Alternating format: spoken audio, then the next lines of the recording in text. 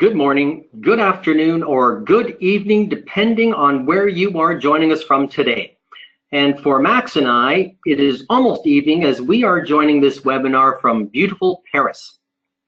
We are both here to present Biometrics to a small invitation-only security gathering, and this is happening a lot more and more often now, and it's a very good sign for our industry. Welcome to today's webinar, Efficiency, Security, and Trust in the Biometric Enterprise. And I have to add, it's a sad week in my hometown of Toronto. Our thoughts and prayers go out to the families of the victims of this tragic attack. This is a global problem.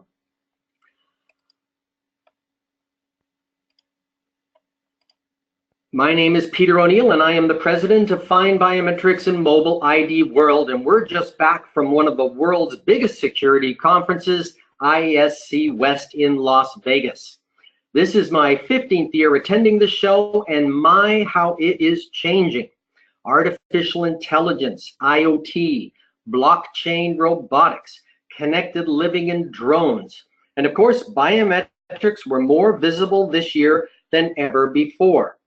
And we're very fortunate to have a special Premier Biometrics media partnership with ISC West and are presenting this webinar with them. Now, with so much going on, be sure to stay on top of all the breaking news by visiting FindBiometrics and our sister site, Mobile ID World. Now in our 17th year, oh my, we cover the market like no one else with in-depth articles, insights, the largest yearly review of our industry, featured theme months, newsletters, interviews with the leaders in this space, international speaking engagements, and of course, our now famous webinar series. And this month, all month long, we have been focusing on physical access and enterprise security. And we've got a lot to cover today, so I'm going to jump right in. Please note, to ask a question, just type it into the dialog box in the go-to control panel on the right side of your screens. And please do this at any time. Don't wait until the end, and as this will give us an opportunity to manage your questions, and we'll do our best to answer as many as possible at the end. This webinar will last about 50 minutes in total and will be recorded and available at findbiometrics.com. I would now like to take this opportunity to thank our sponsors for their continuing support, BioConnect and Princeton Identity. And a very special thanks to Acuity Market Intelligence and, of course, ISC West. To start off our discussions today, I am so pleased that Sherida Sessa is able to join us fresh from running the ISC Vegas show. I knew that our attendees would love to get a brief update on the show highlights, and Sherida has kindly offered to provide us with one.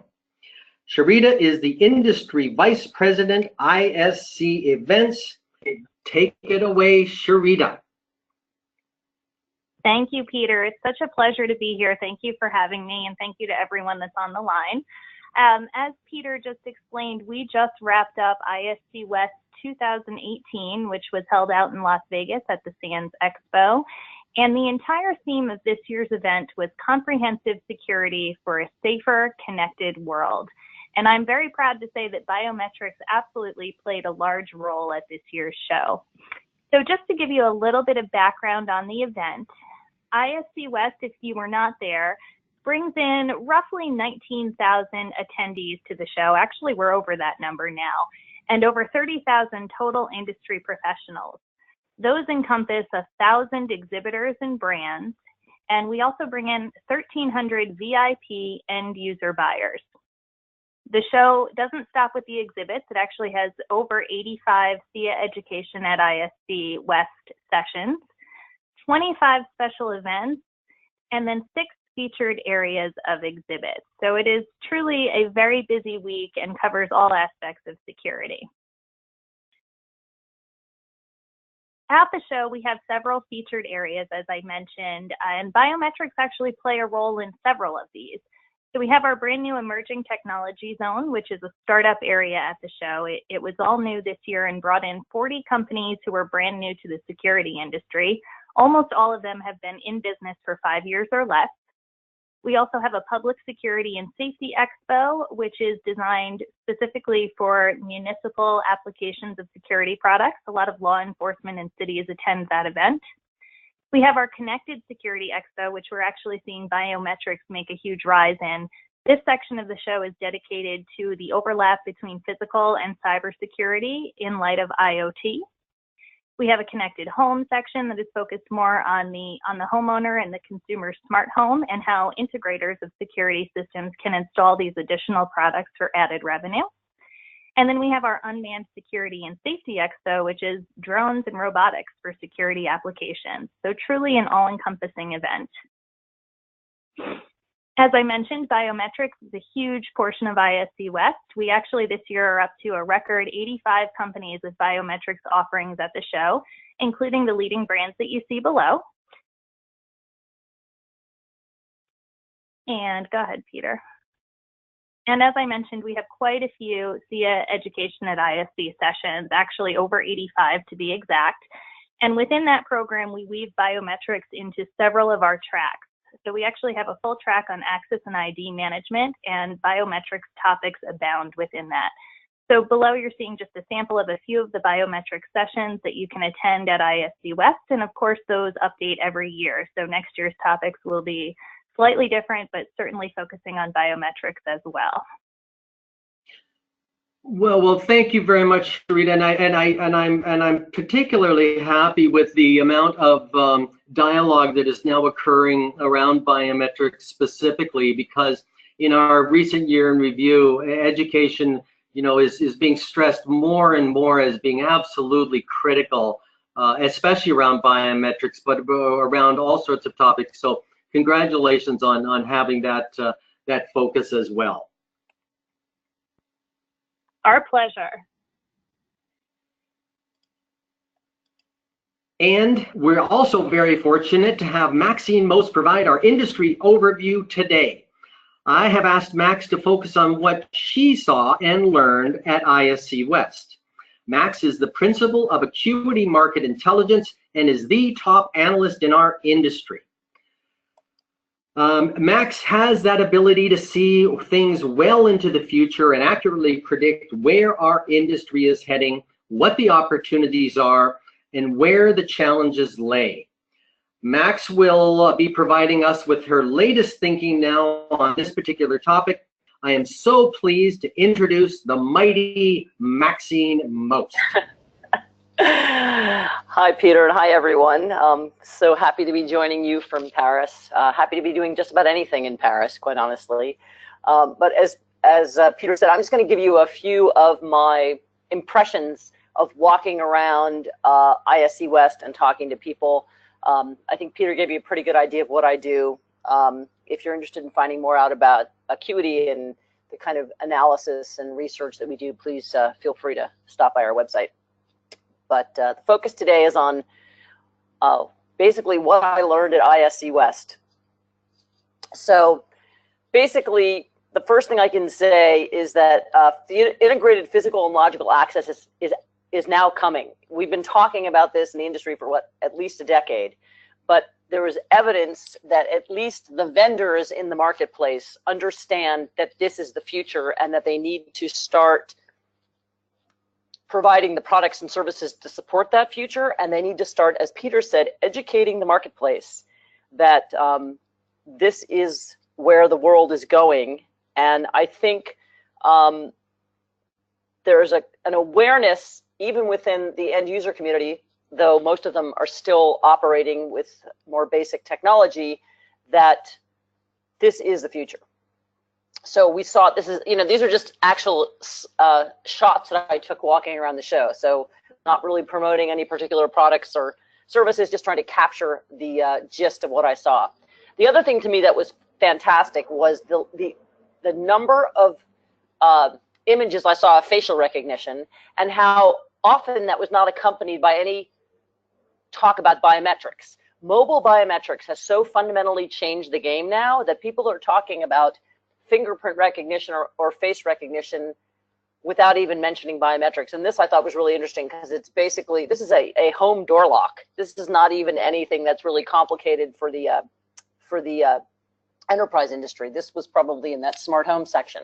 So it was really fabulous from my perspective to see people start talking so openly about biometrics without having to talk about it. Face recognition, it was sort of, oh yeah, face recognition, like this is not a big deal. Everybody knows what that is now. So I thought that was really fantastic. And again, that really is, I think, a reflection of what's happened with mobile biometrics. Face recognition is mainstream, as I was saying. This I thought was really great. Again, these are door locks to advertise to the home market. A few years ago, face recognition was considered too creepy. But now, thanks to the advances on our mobile phones, it, along with fingerprint sensors, have become cool.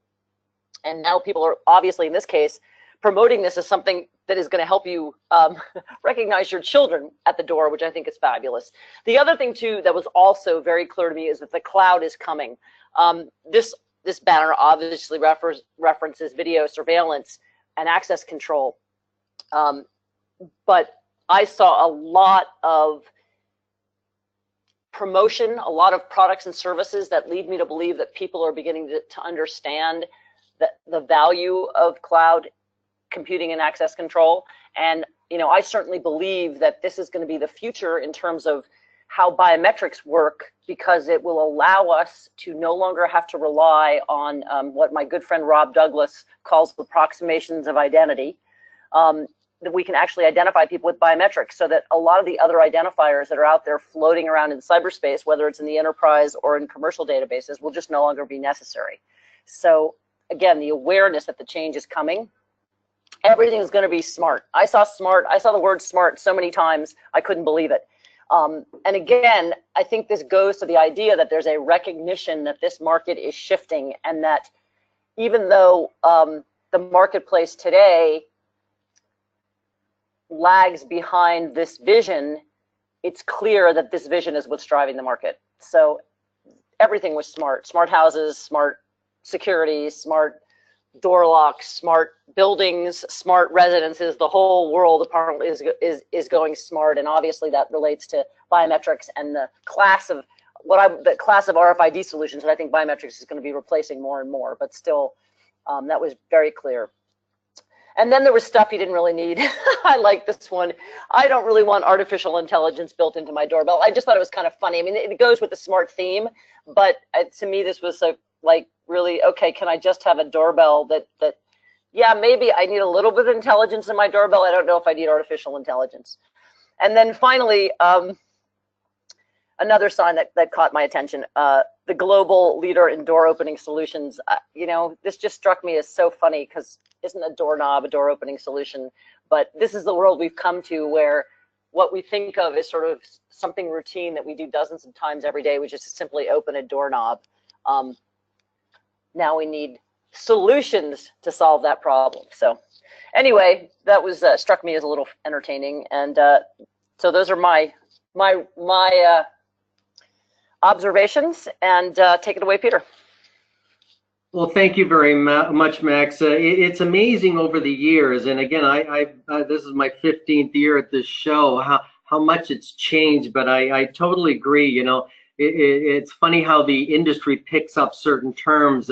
IoT is popular everywhere. AI is now popular everywhere, and now, as you mentioned, smart seems to be the reference. So very cool.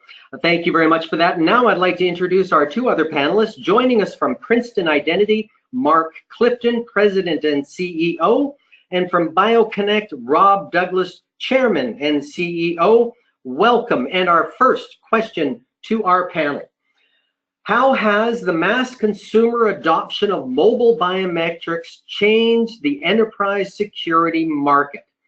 And Rob, could I ask you to start us off on this one, please? It'd be my pleasure, Peter, and thank you for having us at BioConnect. I think that I've only been in the world of biometrics for 15 years now, so I still am a student of it and learn continuously. And frankly, when you look at ISC West in particular, the amount of solutions coming to market in this particular area have absolutely accelerated. But the real accelerator of them all is, in fact, biometrics on the mobile device, where you've now Apple and other smart providers have now educated the world on the use of biometric-based authentication. So in the case of the enterprise, This is actually now going to be our real first chance to get away from the credentials that we've grown up with and replace them with our rightful identity by using biometrics in a phone. So when I say getting rid of today's credentials, I'm referring to keys, cards, key fobs, passwords, RSA tokens, other tokens, all of these secrets that mankind has created. Really, we're on the horizon of being able to replace all of those credentials, where you, the human, become the credential, and the interface to that intersection can in fact be mobile biometric basis devices. So I think it's underway. Anytime we've seen the consumer take on a new technology, it finds its way right back into the enterprise, because they become employees when they show up to work on Monday. And we're going to see that both in physical access as well as digital access across the enterprise. Thanks very much, Mark. Rob, and Mark, could I ask you to weigh in on this one, please? Sure, I agree with most of what Rob said. I think what you're seeing in the industry, it's really a bifurcation of how you identify and authenticate a person, with biometrics being a direct measure of that person's identity, and the credentials and the fobs and all the things that Rob mentioned are actually an inference of who that person might be, and they're not nearly as secure. And so the mobile market has really brought, to me, fear reduction from the consumer. You've really reduced the fear of all the biometrics, and I think that increases the adoption, and then that increasing the adoption, certainly in the enterprise, drives the enterprise to say, hey, why aren't we using this, and does this make sense for us? And so you're in the enterprise market, you're certainly seeing a lot of more interest in getting rid of credentials, RFID cards, those kinds of things in the marketplace. And I really do believe that is due to the mobile market driving it and getting the public educated, and as well as professionals educated. So I think education has also been a big piece of it, and that's really helped. Thanks, Mark. And Sherida, you must have seen quite a dramatic shift over the last maybe 2 years with the amount of mobility coming into the show. What's your take on this question? Oh, absolutely. I mean, I think the guys have summed it up very nicely, but that really the adoption in the consumer market with the mobile biometrics has really reduced that fear that was once there between, with consumers not really being sure on how biometrics would work and what the implications were for the technology overall. So as folks have gotten used to unlocking their iPhones with their fingerprints, or even having facial recognition right there in their hand, it's broken down a lot of barriers, I think, for this technology to be adopted on the actual commercial side. I think the other piece of this is really the convenience factor. If we think about our traditional access control solutions that we have all used over the years, they typically focus on keeping the bad guys out by inconveniencing the people that should be going in. So you see the folks that are losing their access control card and searching for it and trying to find it in the bottom of the purse, and that's an inconvenience to the folks that actually should be allowed into a facility. Whereas on the biometric side, you really can't lose that credential, and the whole access process is a little bit smoother, a little bit faster, and less inconveniencing to people. So I think there's a great opportunity here now that the fear walls have been broken down. Thank you. And Max, are you surprised at how fast this is all happening?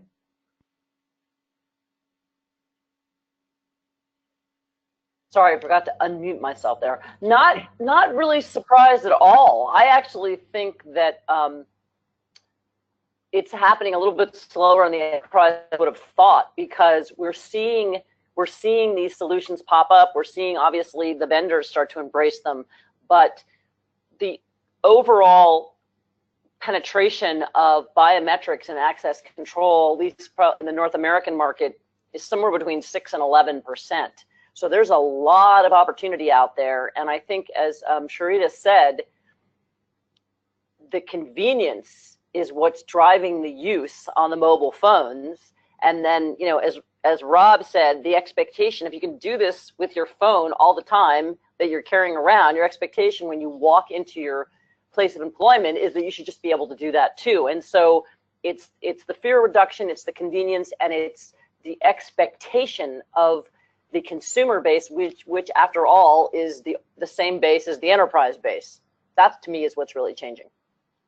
Thanks, Max. And second question, what are the current challenges in serving enterprises looking for biometrics for physical and information security? What are the current challenges? Mark, could I ask you to start us off on this question, please? Well, I go back to the education. It's still important that we continue to educate people on the utility of biometrics and what's good and bad and those sorts of things. And I have to echo some of the comments on convenience. You know, you can offer now biometric solutions that are extremely convenient and let people naturally do what they normally do, walk through an area or something of that nature, and still use biometrics to recognize them. So you can add security and convenience together, and I think that's a winning combination. If you inconvenience people, and I have seen some recent implementations of some biometrics that I didn't think was that good because they were inconvenient and they actually slowed down throughput. So I think the weight of throughput and convenience also play into the fact of adoption. I talked to the employees at this one installation, and they all hated the biometric implementation. That's not a good outcome. So I think in the biometrics industry, we have to educate people. We have to identify what are good applications and what aren't good applications, and how they might be able to implement something that is convenient. So I think that's a very important for the biometrics industry to really pay attention to that. Thanks, Mark. Max, what's your take on this? What are the current challenges? Well, education, education, and education, sort of like location, location, location in real estate. I think that's really critical. And I think to some extent, the biometrics industry has been the beneficiary of companies like Apple and Samsung pushing out friendly biometrics on consumer devices. The other issues are, I think we're still lacking the kind of standards that we need to make biometrics universally accepted and acceptable, and make it easy for large corporations to integrate the technology and feel confident about its performance and reliability. And I really think that we also need to be talking about the benefits of biometrics, not just on devices, but also implemented via cloud solutions that really provide, I think, significant advantages in terms of the ability to separate the storage of biometric data from other personal information, and in doing so actually reduce the amount of personal information that needs to be stored, because you no longer need that information to authenticate people. So especially in this climate where people are more and more concerned about PII, I think that conversation is worth having as well. Thanks. And Rob, what are you feeling the current challenges are? I would support what my colleagues here have just said. I would add one, is that I can't believe the number of times I've watched the enterprise try to pick which biometric to deploy for their application. And I guess it's a very natural thing to do, is to figure out, well, which is the best one? Which should I be picking? And what prevents adoption is, in fact, that the technologies do change. People are trying to pick them. Then they end up doing a point-to-point integration of their chosen technology into their application, and then they become locked into it. And in many cases, they don't even get to production deployments before technology has changed. So I feel that one of the greater challenges for enterprise is just the way under which you can consume biometric information into an application is too clunky. And the answer to that is you've got to be able to come up with platform-based solutions that can curate the different biometric types that can allow the enterprise to consume them in applications. Thanks very much. Next question. Is there still a convergence happening between physical and information security? And how does biometrics fit into this paradigm shift? And Sherida, I'm going to ask you to start on this one about the convergence between physical and information. I'm sure you feel that at ISC. Oh, absolutely. So I started in the security industry back in 2009, and we were talking about convergence then and saying that it was coming, And here we are now almost 10 years later, and it's finally absolutely 100% happening. So that's actually very exciting for us since we've been prepping for it for so long.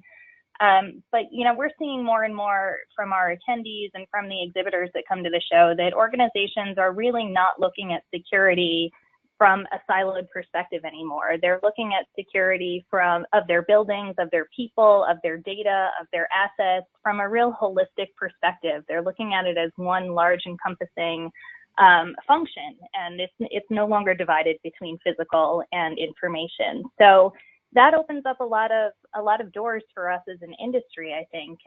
You know, at our shows, we're seeing people attend on the end user side in teams. So we're seeing physical security professionals and their IT counterparts all coming together and tackling their challenges, you know, in one holistic approach.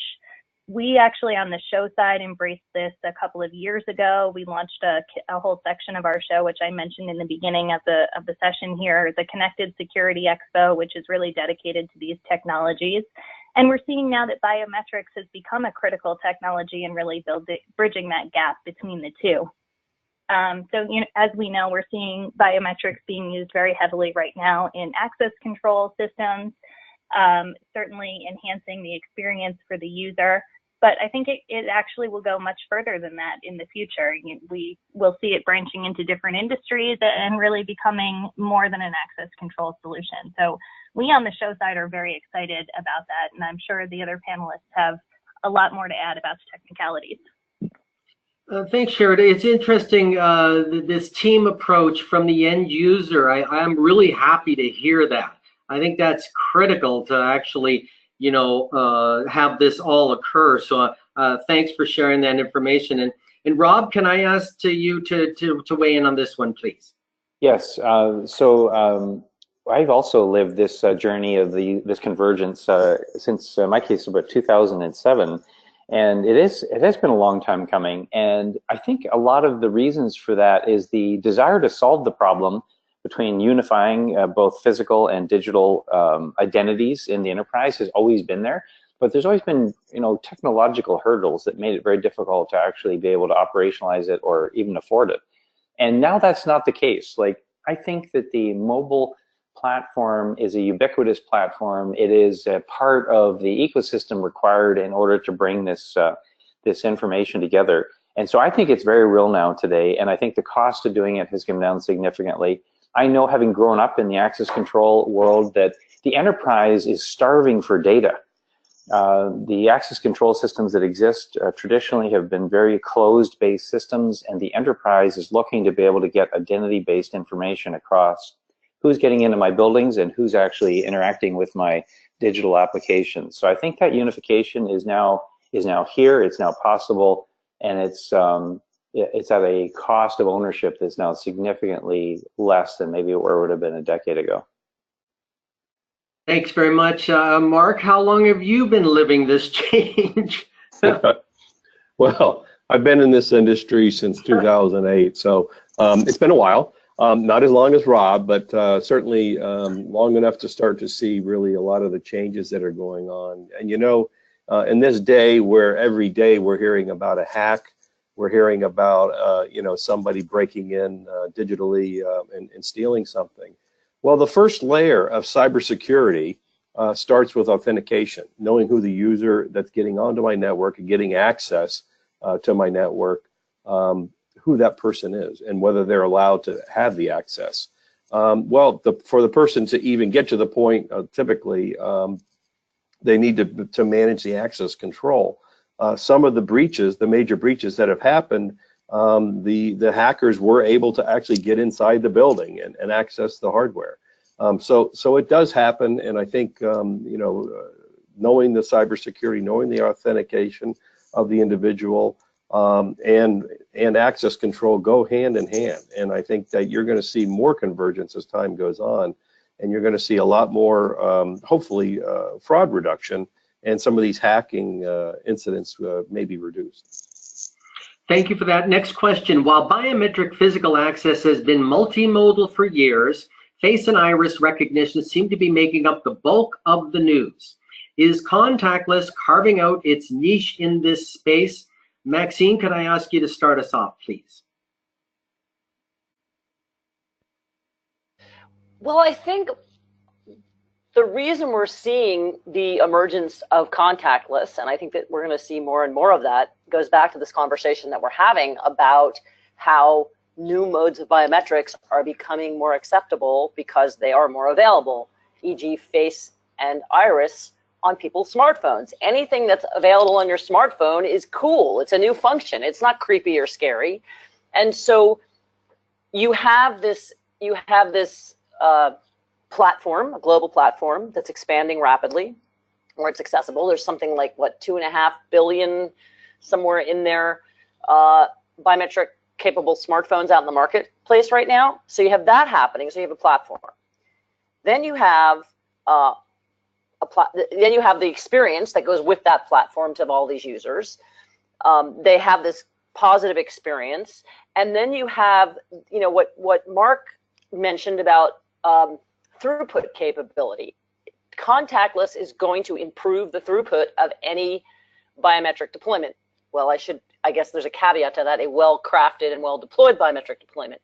So you're adding these different factors of convenience for the user, faster throughput, which is more effective and efficient for the organization, you know, people becoming comfortable with this technology, and it just makes sense. I don't think fingerprints are going to go away, but I think, you know, Rob brought this up in terms of people saying, oh, they're trying to find the best biometric. Well, you know, those of us who've been around this industry for a long time, and I haven't been in access control specifically, but I'm going on 17 years now just in biometrics. There's no such thing as a best biometric. Different biometrics work well for different people or different situations. And this notion of, you know, as Rob mentioned, not being attached to a particular one is really important. We don't know how it's going to evolve. Contactless is an important piece of it. It's not going to work in every situation. So the question is, how do you craft solutions where you're going to have evolving biometric technology in ways that that technology can be utilized most effectively? If that's contactless, that's great. Though, again, there's going to be times when there may be a contact need, either for a specific set of circumstances or, you know, based on doing multi biometric capabilities, given this, you know, the level of security associated with an application. So I think it's just an important piece, but we have to think about it again. What's the use case? You know, what's the user base? What kind of technologies are going to work best? Thank you. And Mark, as one of the leading iris recognition companies, can I get your view on this, please?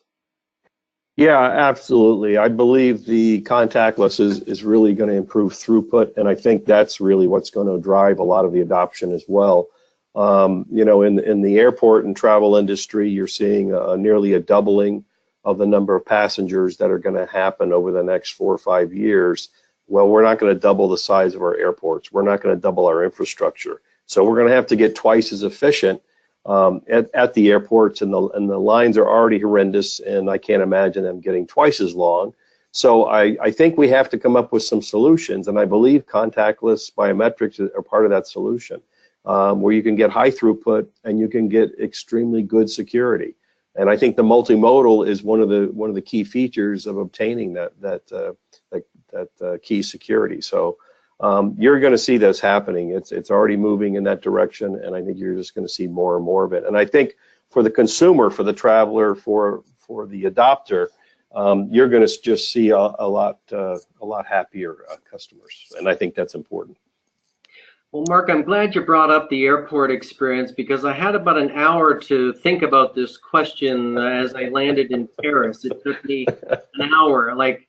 And I'm in line, and I'm thinking, boy, there's got to be a better way. And it was just, it was quite remarkable. So thanks for mentioning that. Rob, Peter, that was absolutely an opportunity to meet about 1,500 people and share some great experiences. Yeah, right. Rob, can I get your take, please?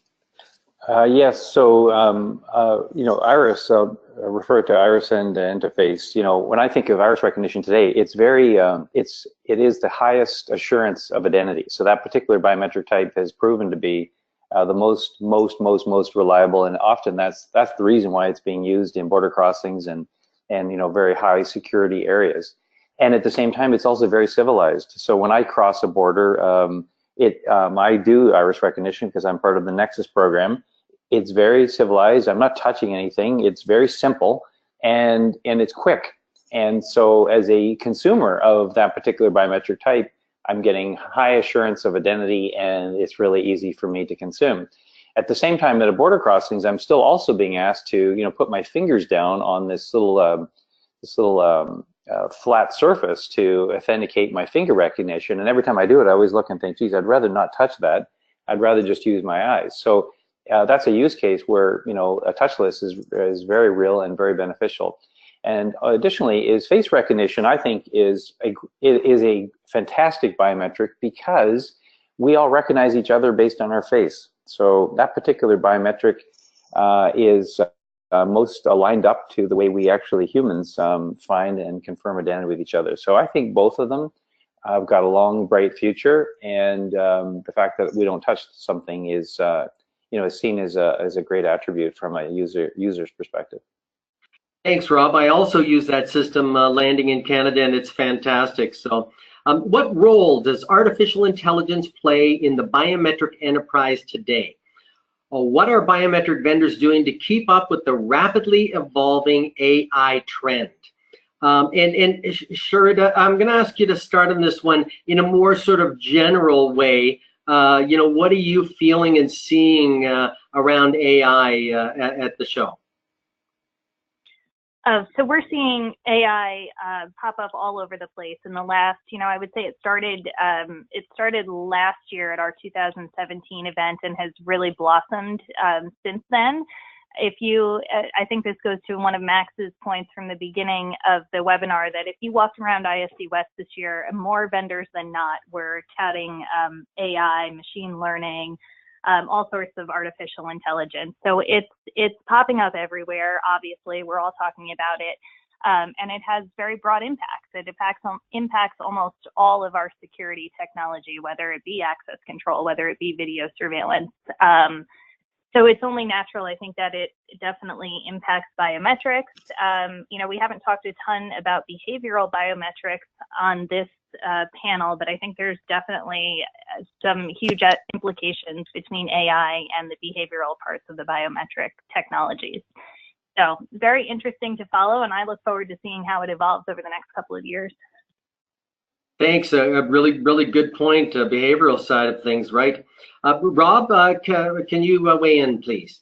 I certainly can. Is that the use case that we see for AI in biometrics, which includes both active and passive biometrics. So active meaning where you're going to look at something or touch something, and passive being a behavioral biometric where just by the way I'm behaving, it's developing an understanding of who I am. So in both cases, this is sensory data that can be fed into a machine learning engine that can become a way to get better certainty of identity on a persistent basis or on a consistent basis. So like when I come into the office in the morning, I come to the front door and I use my biometric to authenticate who I am to get in the door. But then the rest of the day, there's never another authentication of who I am. So, and that just seems, that doesn't seem very secure versus a world where, how do you create an environment where you can continuously re-authenticate and confirm that this person still is in fact the same person, either in a physical building or interacting with a digital application. Thanks very much, Mark. What's your feeling about this AI and biometrics in the enterprise today? Well, what I think what you're seeing is that it's being used certainly to improve certain recognition algorithms. You certainly see that in the face matching arena. Everybody's touting AI and their algorithms, and so I think there's been some improvement in the facial algorithms as a result of that. But where I see another big place that it can play is we mentioned the multimodal previously. So imagine that you could feed in as Rob said, this sensory information into a big AI machine that could really do a fusion more or less and recognize through multiple techniques, recognize the person very efficiently and using the fusion of the multimodal data. I think that's another place that it could play. Obviously, very big data when you're doing, like in India where you have 1 billion people, in the database. There may be some applications where you could use AI there. So big data problems, certainly it can be used. And I think you're going to see more and more of this fusion of AI with other modalities. And I think beyond biometrics, I think you will see some of it apply in cybersecurity as well. And biometrics may be a piece of that. So I think it's all coming, and we're going to have to just see how some of that's going to go. Great, and we're getting some questions in from the attendees, so I'm going to put one last question out, and then we'll move to those. Service model biometrics and cloud-based authentication solutions seem to be really taking off in the workplace for both physical and information security. What makes cloud-based identity fit so well within the enterprise? And Max, can I ask you please to start off on this one? Yeah, sure. I really believe that what we're going to see in the next decade is a major transformation, and not just with an access control, but it relates to the way we think about our IT systems functioning. And there's been talk of quote unquote identity-centric IT for a long time, but I think that the capabilities to build solutions like that now truly exist, not just because of biometrics, but also because of the combination of technologies like AI. So if you have a world where you can store data, biometric data, particularly in the cloud, independently of any other information, and provide identity authentication based purely on those biometrics, it then allows organizations to store a lot less of the other kind of PII that none of us want floating out there. And there's a lot of it floating out there, and everybody that we're doing business with, or every employer we have, or every technical partner we're doing business with, we have to access information that's more of our PII proliferating all over the place. So I think this notion of the cloud is really important. And the other piece that I think is critically important is if you look at what's happening in the industry today, there's a lot of access control systems that have long outlived their lives. Why? Because it's extremely expensive and cumbersome for these organizations to invest in upgrading to new systems. So I believe the biometrics industry provides authentication as a service, can go into organizations and rip out the old infrastructure, install the new infrastructure, provide them with the most current equipment, use the model that Rob was talking about, where you're not dependent on any particular modality or biometric vendor or algorithm, and create a platform that you can then manage for those folks and upgrade it as it needs to be upgraded, and charge them for on a monthly fee, on a per user fee, whatever. It does two things really effectively. It totally reduces the cost for the folks to upgrade. I think it will enable upgrades to happen more quickly, more rapid adoption. Second of all, it builds regular, reliable income streams for the vendors that are doing the business, and that helps them to stay in business, to keep making sure that they have the most up-to-date technology. And it will accelerate this evolution towards this next wave of computing, which is cloud and service-based. Thanks. And Mark, can I ask you to weigh in, please? Yeah, I think you're going to see a lot more of the service-based moving forward. One, because it allows you to scale very easily without a separate installation at each location. An enterprise can scale very easily by going to the cloud. And I think that's what you're going to start to see quite a bit of, because it's just more efficient. And obviously in business, it's all about efficiency. So I think that's important, but I also think that as Max keeps harping on, it is very important that the biometrics industry is very sensitive to the privacy information, to the particular data that's out there. I think one of the panelists at one of the conferences I was at said that everybody in the United States, their identity's been stolen 6 times. So there's an incredible amount of information that's already out there about you, and quite honestly, all the kickback you start to see in the news about Facebook and Google and the amount of information they collect on you, I think there's going to be a big reaction to some of that, and certainly with the EU leading with their GDPR regulations that are kicking in later this month or next month. I think it's very important that we all pay attention to this, and I think there are ways to keep the information private, and not even collect and store the information. So I think there's a lot of ways to do that, and I think that's what you're going to see as well. But I do think that the enterprise is scaling with the cloud is really going to happen in a big way over the next 4 or 5 years. Well, thanks, Mark, for bringing up the new regulations coming in. It certainly is a hot topic over here. Rob, you have the last word. Actually, I've got nothing further to add. I think what Max and Mark have said represent exactly how I feel about it. Wonderful. Then I'm going to move into the attendee questions. The first question: who will control the overall security for the enterprise, IT or the physical side? Sherida, I'm going to ask you to start on this one. You had mentioned that you're seeing teams of people come in, to try and deal with perhaps this issue. Do you have a view on where is the overall control going to be?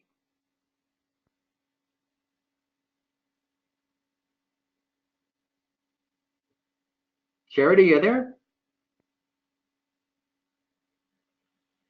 Sorry, guys, I was on mute. It's a very tough. It's a very tough question to answer, and I certainly can't speak for every end user organization out there. But as I mentioned in the beginning, we're definitely seeing it being tackled by teams. So I think at this point it is absolutely a group effort. That said, though, longer term, right now we're seeing a lot of our end user teams roll up to a chief risk officer or someone all-encompassing, a chief information officer in some cases as well. And I think longer term, it may trend more toward the information side. However, we're a long way from that, I think. I think on the information security side, that group still is lacking a lot of knowledge on the physical security pieces. So I don't see that happening anytime soon. I think for the near future, we will definitely see this being tackled as a group effort. Thanks. Rob, can I ask you for your opinion on this? Is there one area you think is going to end up sort of taking over? Yeah, IT. IT, information security, chief information security officer. It all, to me, in the end, will roll up. You can see witness a lot of evidence of that already, because everything on the security side is moving to IP based, which naturally lends itself to become integrated as part of the information security landscape. So I think that's where it will be. Any other comments before I move on? Okay. Okay. So I'm going to keep going through these questions. We have a number of questions. What's going to happen to the? So the comment here is that we talked about the access card. What's going to happen to the access card industry? There's a comment about that biometrics on cards are starting to come into the marketplace. What's going to happen with all of this? I'm just going to toss that out to anybody who'd like to deal with that. This is Mark Clifton. So I believe that you're going to see some companies and some enterprise organization hang on to cards. We've certainly seen that they want to hang on to that, and they see a need for that. Okay, that's fine. I think it will work in conjunction with biometrics, and that's kind of where we see a lot of companies heading. But we also see a lot of companies getting rid of the card completely, so there's a mix. And certainly the biometrics on the card is certainly a move that's happening, and certainly in the EU, that's part of their whole programs to have a biometric on the national ID, the EU ID card. So I see combinations of all this happening, but I do think in time you're going to see that the card industry is going to wane quite a bit. I don't see that as continuing as the mainstay that it's been. Because people, if they don't have to carry something, it really is an advantage. And in a lot of cases with biometrics, you don't have to carry anything. Thank you. Any other comments with regard to that, to Max or Rob? Yeah, I'll jump in, Peter. In my understanding now is there's something on the order of 600 million cards a year being produced just for access control. And I think we're seeing the end of the life cycle of that particular technology, and you can extrapolate that to national ID cards, eventually, to driver's licenses, to any kind of card with a chip in it. Why do we need cards with even our credit cards, right, with chips in them when we're all carrying around a mobile device that has a chip in it? So there's significant problems to be solved, particularly when you're talking about high security credentials. How do those all live inside one device? But I think, you know, over the next decade, we're going to see massive declines in the volume of cards, just the way, you know, we saw this in the 90s with film, right? Kodak was was making $11 billion a year producing film, and within a decade, they were, you know, they were generating $1 billion. Now, $1 billion is not small change, but it was like, you know, 1/11 of what they had done previously. So I think we're at a point now where we're going to see the maximum card production somewhere between now and maybe 2022, and that's going to be the peak. And I think we're going to start to see sort of a slow drop off and then a rapid descent. And we're just going to see mobile devices plus biometrics and/or biometrics simply replace the function of these cards. Yeah, Thank you. I'd like to add, Peter, I see the same thing. I think card technology is legacy now. And I think that peak is actually going to happen maybe a little bit sooner from my perspective, but whether sooner or not, the basic idea is this particular technology served its purpose. It did very well for us in our society, but we're at the legacy phase of it, and it will get replaced with these next generation of authentication methods. Well, thank you very much. Unfortunately, we're going to have to call it there because we're sort of running out of time, and I just want to take this opportunity to thank our sponsors, BioConnect and Princeton Identity, for their continuing support, and especially to Maxine Most from Acuity Market Intelligence for our update today. And of course, thanks to Sherida and ISC West for their continued industry leadership. Please join us for our next webinar with Brett McDowell, Executive Director of the FIDO Alliance. Brett will be providing a complete update on May 30th. That concludes our webinar today. Thank you very much for attending.